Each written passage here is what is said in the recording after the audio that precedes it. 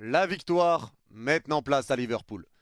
Salut les fraudes, j'espère que vous allez bien. On se retrouve pour une nouvelle vidéo. Et nouvelle vidéo, débrief du match entre Rennes et le Paris Saint-Germain. Victoire 4 buts à 1 du Paris Saint-Germain et une victoire qui fait du bien. Elle fait du bien même si la deuxième mi-temps aura été un petit peu plus compliquée que la normale. Avec les Rennais qui ont poussé quand il y avait 2-1. Ils auraient pu aller chercher le 2-2. On s'est fait quelques frayeurs mais l'essentiel est là. C'est la victoire. Les remplaçants ont fait du bien. Dembélé rentre et met un doublé. Ça fait du bien, tu t'imposes 4-1. Aujourd'hui, les gars, il faut retenir plusieurs choses. Déjà, tu t'imposes, tu prends 16 points d'avance sur l'OM provisoirement en attendant le Classico la semaine prochaine. Et en plus, tu gagnes avant d'aller affronter Liverpool. Tu retrouves le chemin défilé, tu mets 4 buts avec un doublé d'Ousmane Dembélé, donc c'est bon pour la confiance. Même Barcola a marqué. Très bon pour la confiance, tu n'as pas de blessure et tu as pu faire tourner ton effectif parce qu'il y aura seulement 3 joueurs qui vont être titulaires contre Liverpool qui ont été titulaires ce soir. Donc aujourd'hui, tirer des conclusions, les gars, ça sert à rien. C'est un match avant la Ligue des Champions. Rappelez-vous le match contre Lille, top première mi-temps, la deuxième, compliqué parce que tu commences à gérer. Le match contre Reims, tu fais match nul. C'est souvent des matchs avant la Ligue des Champions, c'est compliqué. Il y a peut-être les joueurs qui ont déjà la tête à Liverpool, etc. Donc aujourd'hui, tu as senti que c'était un PSG à 10% de ses capacités. Et malgré ça, un PSG qui a roulé sur cette équipe rennaise. Parce que la première mi-temps, il n'y a pas photo. C'est une équipe rennaise qui reste bien en place, qui reste bien en bloc et le PSG garde le ballon. Et sans forcer ton talent, tu arrives à être dangereux, tu arrives à te créer des situations, tu presses partout, tu récupères les ballons, tu arrives à bien combiner et tu mets 88% de possession de balle à Rennes en première mi-temps. Ou un truc comme ça, 80 ou 88, tu les éteins littéralement en première mi-temps sans forcer ton talent. Et en plus, tu vas ouvrir le score avec un but de Bradley Barcola. Donc ça a fait du bien. Malgré tout, les gars, aujourd'hui, l'essentiel, c'était la victoire. Parce que là, tu reviens à 2 matchs, tu n'es plus qu'à 2 matchs du record d'invincibilité à l'extérieur. T'es plus qu'à 2 matchs. L'essentiel est fait aujourd'hui, les gars. Ça sert à rien de tirer des grandes conclusions. Les grandes conclusions, on les aura surtout sur le match contre Liverpool. Mais aujourd'hui, c'est un match avant la Ligue des Champions. Et tu t'imposes à Rennes, une équipe rennaise qui revient en forme aussi, ça faut le dire. C'est plus le même Rennes, les gars. Rennes était sur les 5 derniers matchs sur 4 victoires. 4 victoires sur les 5 derniers matchs, les Rennais. Et en général, Rennes, c'est une équipe qui nous pose problème. Aujourd'hui, tu les tapes 4 buts à 1. 4-1. Et ta première mi-temps, tu domines largement. C'est une première mi-temps où t'es pas hyper dangereux, mais tu gardes la balle, t'es serein, t'as marqué, tu te donnes un peu d'air, tu respires un petit peu, t'as ouvert le score, t'es tranquille, tu te gères.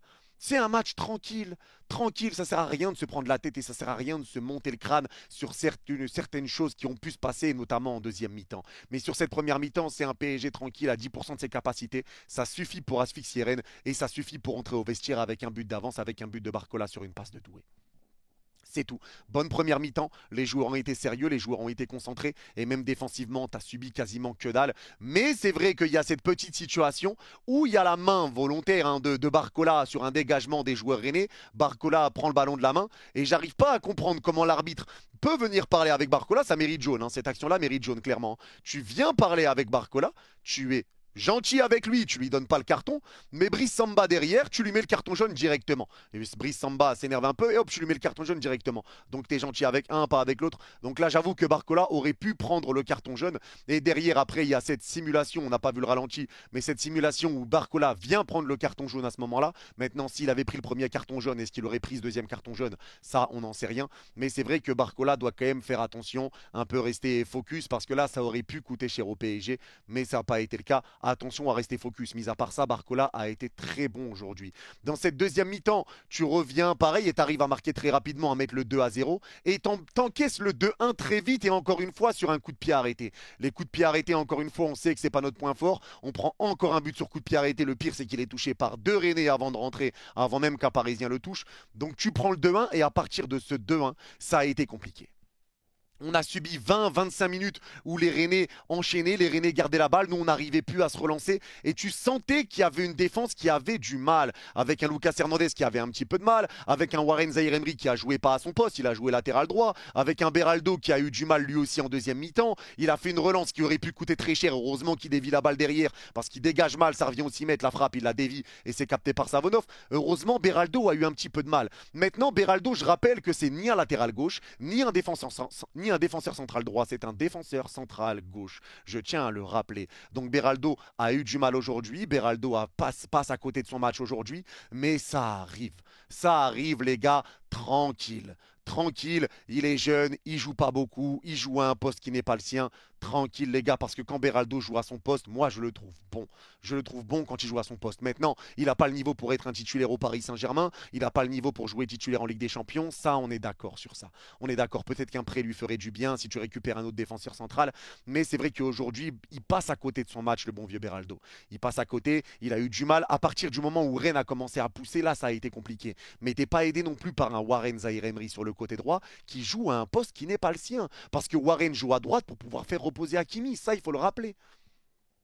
Il faut le rappeler, les gars, c'est que défensivement, il n'y a pas que Beraldo, il y a beaucoup de choses qui ont changé. Lucas Hernandez, Warren à droite, donc Beraldo doit aussi faire avec les flottements défensifs de Warren.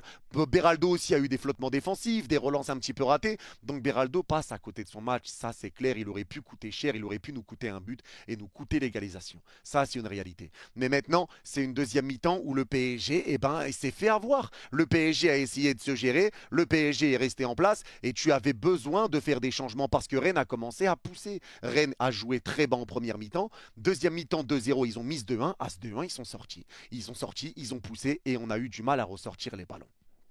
Parce que défensivement, c'était compliqué. Mais derrière, tu fais des changements et ces changements te font du bien. Tu fais des changements avec l'entrée de Kvaratskhelia, l'entrée de Dembélé, l'entrée de Vitinha, l'entrée d'Achraf Hakimi, l'entrée de Nuno Mendes. Ces changements-là, tout ça, ça te fait vraiment du bien. Et tu le ressens directement dans l'effectif. Ça a fait du bien, tous ces changements. Et l'entrée de Kvara a été une entrée stratosphérique. L'entrée de Kvaratskhelia, elle a été juste exceptionnelle. Et regardez-moi ce contrôle. Kvaratskhelia aurait dû terminer encore une fois avec des stats ce soir. Il aurait dû terminer avec une passe D, il aurait dû terminer avec un but, mais ça a été gâché parce que Ousmane Dembélé prend mal le ballon. Bon, après, c'est un peu dans son dos, tout ça, mais Kvaratskhelia fait une top entrée. Et c'est pour ça, après, certains vont dire ouais, mais regarde, il a pas staté, il a pas marqué, il a pas passé, donc il a été nul. La passe qu'il met à Hakimi pour qu'Hakimi resserve Dembélé, l'ouverture qu'il met, elle est juste exceptionnelle. Elle est juste exceptionnelle. Le pressing qu'il fait pour récupérer le ballon, partir en contre et il resserre Dembélé. Dembélé, c'est un petit peu dans son dos, donc il la prend mal. Il aurait dû la laisser à Désiré Doué qui aurait poussé le ballon dans le but vide. Il n'y avait plus qu'à le pousser. Mais c'est raté. Il aurait dû terminer avec une passe D aujourd'hui, Kvara, parce que la passe qu'il envoie à Hakimi. Mon Dieu, la passe. Mon Dieu, la passe. Mais quel joueur. Quel joueur Kvara. Et ça fait plaisir parce qu'il a fait une top perf contre Liverpool. Là, il fait une top entrée ce soir. Et il va être titulaire à Anfield. Ça, c'est clair. Ça, c'est clair et net. Top entrée de la part de Kvaratskhelia. Il a fait vraiment une très bonne entrée. Barcola, je l'ai trouvé bon aujourd'hui. Lui aussi, il arrive à retrouver des stats. Buteur, plus passeur pour Gonzalo Ramos. Donc lui aussi, ça fait du bien. Même si, attention à se canaliser sur certains gestes, sur certains faits. Attention quand même à Bradley Barcola. Désiré Doué fait une top performance aussi aujourd'hui. Et Désiré Doué, les gars, moi, ça me choque à quel point il est trop fort. Ça me choque parce que ce joueur-là, ça se voit qu'il prend du plaisir dans le PSG. Ça se voit qu'il s'éclate au PSG. Il arrive à allier combinaison, il arrive à allier jeu d'équipe avec juste du football plaisir, du football champagne. Ses contrôles, ses prises de balles, ses dribbles. Il est à l'aise, il est en confiance. Le match de Désiré Doué aujourd'hui a été monstrueux. Il a fait des retours défensifs, il a été dangereux offensivement, il a ramené du jeu vers l'avant, il a fait des différences par les dribbles, il a porté le ballon, il l'a ramené vers l'avant. Il y a eu une très bonne entente avec Mayoulou. Aujourd'hui, Désiré Doué fait une top perf. J'ai vraiment aimé le match de Désiré Doué. C'est une dinguerie. Il est trop fort et il le confirme encore ce soir. Et c'est pareil pour Mayoulou. Mayoulou, un joueur que j'aime beaucoup. Mayoulou a marqué encore une fois beaucoup de points aujourd'hui. De toute façon, il déçoit très rarement quand il joue. C'est ni Mayoulou. Et je pense qu'il va rentrer petit à petit vraiment dans une vraie rotation dans cette équipe parce que Mayoulou est très à l'aise. Balle au pied, c'est un bowler, Mayoulou. C'est un bowler. Aujourd'hui, Mayoulou a été très bon lui aussi dans ses passes, dans ses combinaisons. C'est lui qui dit à Désiré Doué de lancer Barcola sur le but et pas de lui redonner à lui. Il dit de lancer Barcola. Il le lance, ça donne le but. Il a été bon dans son pressing, dans ses récupérations, dans ses combinaisons avec les coéquipiers, dans son jeu vers l'avant, dans ses conservations de balles quand il est sous pression. Bon match de Mayoulou, top perf de Mayoulou et ça fait plaisir pour lui. De toute façon, c'est très rare qu'il déçoit quand il joue titulaire. Ça, je vous l'ai dit. Bon match, très bon match même de la part de Seny Mayoulou. Gonzalo Ramos, j'ai eu un petit peu plus de mal aujourd'hui, même s'il a été buteur. J'ai eu plus de mal aujourd'hui avec lui. Un peu compliqué. De toute façon, Ramos, quand il joue titulaire en général, on sait que c'est compliqué. Mais aujourd'hui, Ramos, c'est vrai qu'on l'a pas beaucoup vu. Un petit peu de passes ratées, un petit peu de déchets et tu l'as pas beaucoup trouvé. Donc aujourd'hui, Ramos, un petit peu déçu. Et Lee Kang-in sur le côté droit.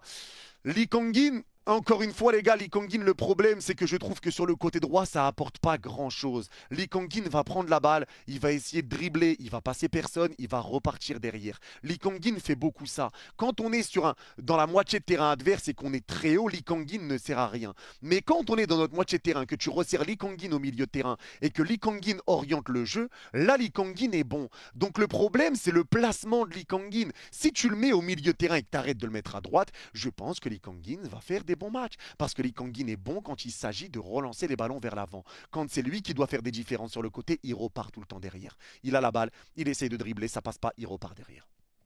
Il fait tout le temps ça. Moi, je pense vraiment que c'est juste une question de placement pour Lee Kang-in. Mais aujourd'hui, pas fan du match de Lee Kang-in sur le côté droit. Il y a eu beaucoup de retours en arrière. Et c'est ça le problème qui s'est posé. Mais Joyo Neves, encore une fois, te fait une performance de zinzin. Ce type est un clébard. Ce type est un clébard. Il court partout. C'est une dinguerie comment il récupère tous les ballons. Défensivement, au milieu de terrain, le pressing, il ne te lâche pas. Tu le vois presser un attaquant, le ballon avance, tu le vois presser tu le vois presser un défenseur, tu le vois presser un milieu de terrain, tu le vois partout, tu le vois aider au pressing pour qu'on puisse récupérer le ballon plus facilement. Combien de fois Neves vient presser un joueur qui est devant un défenseur parisien et son pressing fait que le défenseur peut récupérer le ballon plus facilement. Le travail que fait Neves, que ça soit pour aider tes défenseurs à récupérer plus facilement, pour les soulager, pour annuler des situations de contre-attaque parce qu'ils te forcent à t'arrêter, donc la défense parisienne a le temps de revenir, pour porter le ballon, pour être le premier détonateur, pour donner le ballon à quelqu'un qui va avancer, pour lancer des contre-attaques, pour lancer des bons ballons en profondeur, pour écarter, pour mettre des combinaisons, pour créer des situations. C'est une dinguerie. Neves top performance. Et vraiment, Neves est très sous-coté. Je trouve qu'on n'en fait pas assez, les gars, avec Neves parce que la saison qu'il est en train de pondre, c'est une top saison. Il a été monstrueux aujourd'hui. C'est une dinguerie à quel point il réunit énormément de qualité. C'est incroyable. C'est incroyable. Neves te fait une top performance aujourd'hui. Et encore une fois, hein, même si la deuxième mi-temps dans la globalité du PSG, ça a été plus compliqué, je le répète, c'est un match avant la Ligue des Champions, les gars. L'équipe a tourné tranquille. L'essentiel, c'est la victoire. Ça sert à rien de se prendre la tête sur ce genre de match où tu fais tourner, etc. Ça sert à rien. Ça sert à rien. Vraiment, les gars, ça ne sert à rien. Nous ne nous prenons pas la tête. On a gagné, on a marqué. Et voilà, pas de blessés. On va aller à Anfield maintenant. La tête est à Anfield. Tu prends 16 points d'avance, tu as gagné 4-1. Même si le match n'était pas fameux, tu gagnes quand même 4-1 en jouant à 10% de tes capacités. Ce soir, c'était un PSG, comme je l'ai dit en live, les gars. Mais c'est comme si on était Sangoku, qu'on maîtrisait le Super Saiyan, le Super Saiyan 2, le Super Saiyan 3, le SSJ Blue. C'est comme si tu maîtrisais tout, mais que tu as joué aujourd'hui en normal, avec tes cheveux noirs. Pas besoin de pour aller chercher une victoire. Tu as joué à 10% de tes capacités et ça suffit. Tu es en train de te taper contre Krillin, sans manquer de respect à Rennes et à Krillin. Mais t'as pas besoin de forcer. T'as pas eu besoin de forcer aujourd'hui. Et c'est pour ça que je leur en veux pas. L'équipe a tourné, t'as joué à 10% et tu gagnes le match quand même. Donc moi, ça me va. Ça me va et en plus, tu gagnes très largement. Très largement. Warren sur le côté droit fait pas un match catastrophique, mais tu sens que c'est pas son poste. Il y a certains moments, des ballons passaient beaucoup dans son dos, etc. Donc c'était un petit peu compliqué pour lui. Il n'est pas latéral droit en même temps. Il a juste joué là pour faire souffler Hakimi. Hein, ça, je le répète encore une fois. Pacho, par contre, a été impeccable. Impeccable défensivement. Très gros match de Pacho et ça fait du bien. Il a été très rassurant. Des bonnes récupérations. Pourtant, Beraldo était un petit peu bancal à côté de lui. Pourtant, Warren n'était pas à l'aise à côté de lui. Lucas Hernandez, il y a eu du bon et du moins bon aujourd'hui. Mais Pacho lui a tenu la baraque. Il a été impeccable défensivement, beaucoup de récupération. Il nous a vraiment donné beaucoup d'air aujourd'hui. Et sur le côté gauche, Lucas Hernandez, pour moi, ça a été entre deux. On a vu un Lucas Hernandez qui a fait du bon avec des bonnes récupérations, un bon pressing. Il a quand même remporté 8 duels sur 12 aujourd'hui, Lucas Hernandez. Il a été vraiment bon dans ses récupérations. Tu le voyais plutôt haut, pressé haut, un bon pressing, des bonnes récupérations. Mais par moments, tu voyais qu'il était un petit peu trop virulent, qu'il commettait des fautes un petit peu dangereuses de temps en temps. Des fois, il se faisait un petit peu avoir bêtement, son placement, etc. Donc, on va dire un petit peu un entre-deux pour Lucas Hernandez. Mais aujourd'hui, moi, j'ai trouvé quand même un bon match de Lucas Hernandez. Quand tu vois qu'il a remporté 8 duels sur 12, à un moment donné, il a fait son taf. C'est tout. Il a fait son taf. Lucas Hernandez a tenu la baraque. Maintenant, c'est pas lui qui va monter pour aller te centrer, etc.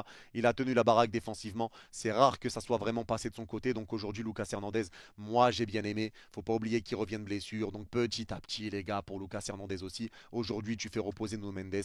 Tu gagnes. Donc encore une fois, pas besoin de se prendre la tête. Et Savonov a été très bon lui aussi au cage. Il a été important sur les parades qu'il a eu à faire. Sur le corner, c'est touché 2 fois. Il peut pas faire grand chose. Mais aujourd'hui, ça a été un Savonov qui a été plutôt concentré. Un Savonov qui a été bon et un Savonov qui a été rassurant. Donc bon match de la part de Savonov et ça fait plaisir pour lui. Il a été vraiment bon. Et les entrées encore une fois avec un Dembélé qui te met un doublé, Hakimi qui rentre et qui te met une passe décisive. Super appel d'Hakimi pour la passe de Kvaratskhelia et Hakimi peut tirer, il est en face à face, il resserre Dembélé et Dembélé tire au fond derrière. Et derrière le deuxième but de Dembélé, c'est une frappe entrée de surface, premier poteau, un peu la Mbappé, Simba j'allais dire. Samba anticipe l'enroulé, mais finalement ça part premier poteau, extérieur surface et ça rentre. Dembélé te met un doublé. Et pourtant Dembélé, je trouve qu'il fait pas une entrée extraordinaire. Hein. Il fait pas une entrée extraordinaire, mais aujourd'hui il te met un doublé. Il est à 20 buts en Ligue 1, il est à 2 buts les gars maintenant cette saison, d'aller récupérer sa Rolex et toutes ses montres en or. Là il lui manque 2 buts. Dembélé, ça va lui faire du bien ces buts là, même si c'est pas une top entrée. Il te met un doublé. Rien à dire. Rien à dire. Il te met 2 buts et ça fait du bien. Hakimi, très bonne entrée également. Le passeur décisif. Kvaratskhelia, top entrée. Vitinha, top entrée lui aussi. Il a couru partout. Bon chien de garde qui allait récupérer des ballons et servir les attaquants. Je le répète encore, mais le milieu de terrain du PSG est très important. Il est de la défense, il est de l'attaque et il fait son taf au milieu pour gérer le milieu adverse. Rien à dire. Le milieu de terrain a été très bon encore une fois. Et voilà, ça a été des bons changements, des bonnes entrées. Nuno Mendes a eu un peu de mal lui aussi sur son entrée en jeu.